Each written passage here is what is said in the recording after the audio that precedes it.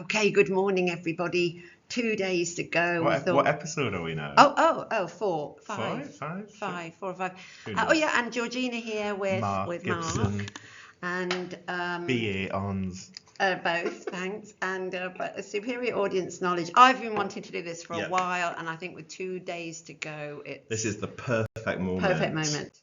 So, come on, Mark. What would you say the biggest error students make with this is? Right. So this is a fussy one, and it probably doesn't really matter. So nobody panic. But it isn't a method.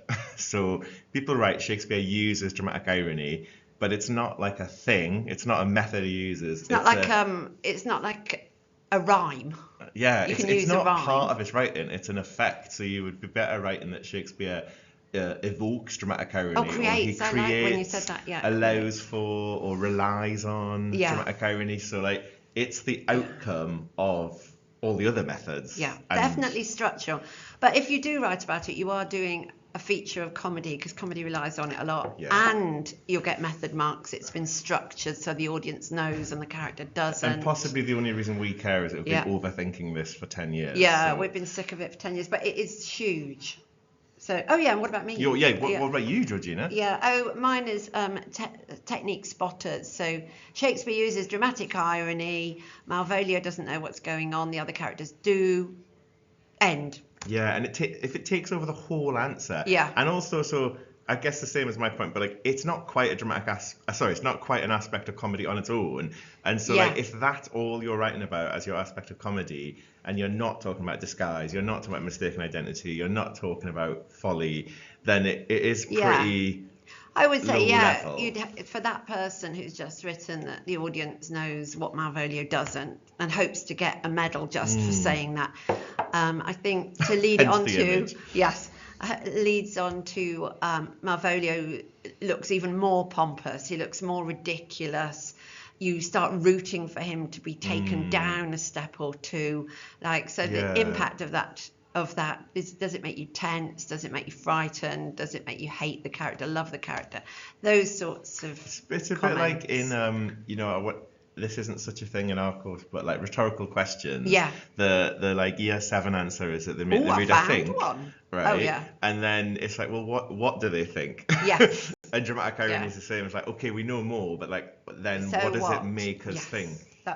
So take it now further. that we've said that, let's talk about how it gets you into the art. So I really like, and it's new for me this year, to talk about one of the key things to have done before you start writing when you're planning is that what does the audience know? What does each character know? Yeah. So spotting, the audience has already seen this. The audience has seen, if I take a different arc, the audience has seen Olivia fall in love with Viola. Now they know more than Orsino. Orsino's pontificating looks ridiculous. It kind of, what the audience has seen already and what the characters know. What they expect or anticipate as a result might be quite good. Yeah, it gets just a nice way of getting into that arc.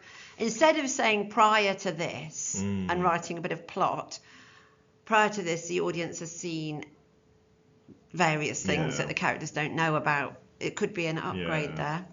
So that was just because I think I stole that idea off you, and I was suggesting it more to people who were worried about time or literally just worried about their knowledge. They didn't know the sequence of events as well as they could. But maybe it is actually just conceptually better anyway to take this approach, and maybe it would help to stop you just storytelling. Yeah, the audience's experience of the play. So that was one. So 1 of 3. If you're talking about Malvolio, it's going to lead you into, I think we've already said them, him thinking he's winning. Yeah. He's caught Olivia, that he's on his way up, and the audience knowing he isn't, and maybe even enjoying his false rise. So you get the onstage audience, you start rooting for Sir Toby and Maria. And less likely to feel sorry for him. I think that one of the effects of dramatic irony is that it sort of aligns you with people who share your knowledge. Yes. So by being like when Maria is goading him in Act 3, Scene 4, you know what she knows. Therefore, you're sort of like, you feel closer to her as the person whose knowledge you share, rather than the idiots who don't know it. Yes. And that's the effect of feeling superior. Yes. And so lots to write about Malvolio, nearly always on your plotting, trickery, and I think that's the end of that sentence. Yeah. Okay, Yeah. what about the next character? Orsino and Olivia. You always know more than them because you always know Viola's in disguise. Yeah.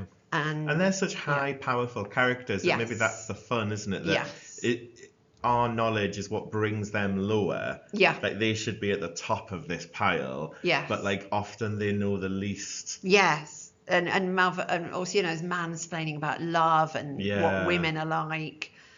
He's talking ridiculously. But if you started going into a really Marxist reading of it being a takedown of aristocratic people, it's going to be quite hard to.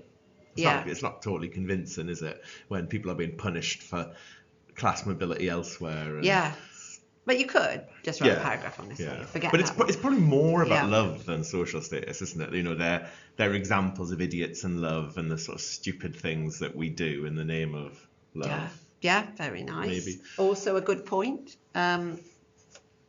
So that's them. What about? Do you think? Come back. Can't go back. Oh, can't go back. Sorry. Olivia is generally more knowing than Orsino, though, or not? Like Orsino doesn't even know that he's kidding himself. It's a psychological level she to does him. carry out deliberate lies. Like she tricks the veil trick, and they're not totally parallel. Is all I'm thinking. Yeah, exactly. Anyway, they're not identical. On to this slide. On we go to Viola and Sebastian. I put them on one slide because I thought usually there's only one moment where Viola doesn't know what you know. But usually you are, as you said, bonded with, allied with Viola. Yeah, it's kind of protagonist effect of, and it starts at the aside, doesn't it? You know, the Barfhelstrife would be his wife. That is kind of twinning us to her. Yes, and she 90% of the play knows exactly what's going on, and only you and her do. But then I'm assuming you put Sebastian there because, like, the second we know he's alive, we never quite worry about her. We know that there's this convenient solution, so we can enjoy her suffering even though we feel for her. Yes. It allows that kind of that relationship. And then a bit later on, his lack of knowledge winds the play up, so he doesn't know why Sir Andrew's attacking him. Doesn't care either, though, does he? Or why Olivia wants to marry him. He's a plot device, isn't he? Yeah. And what about Feste? I just thought he doesn't really fall for any. He's above it all, isn't he? So though, you're meant to think that he sees. Well, like people to think that he sees through the disguise when he's Joseph the Beard, right? But he then also, like 5 minutes later, he's fallen for Sebastian. He thinks Sebastian is Viola in full one. And I just think it just makes me really doubt it, and it makes me think that the Joseph the Beard is like a macho, laddish joke, more than a I don't know. I don't buy Feste perceptiveness that. As much as I'm don't worry, students. Sorry. I do. So for me, he has a blip with Sebastian for a bit of comedy, but I like the gold lame Feste above all the action, commenting on it. Like omnipresent. Not quite part of the. And also in that version, like separated from the tricksters, so there's no vindictiveness of just like a mythical figure representation of it. Yeah. I think that's the end. Is that the end? Yes. What else? Do we want to say anything else about dramatic irony? Dramatic irony. It's your friend. Write a lot about what the audience knows and whose side that puts you on or what it makes you think.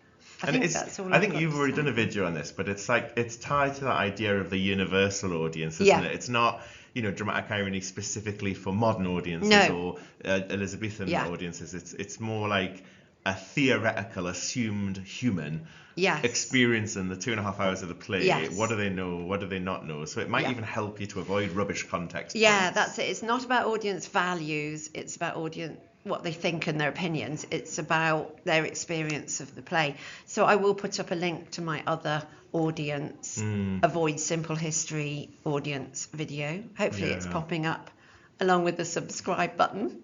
On this screen. Please like and subscribe.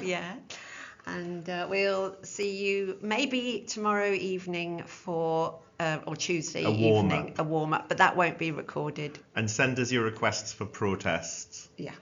Okay, I will stop this here. And we're done 10 minutes. That's great. Bye-bye all. Bye.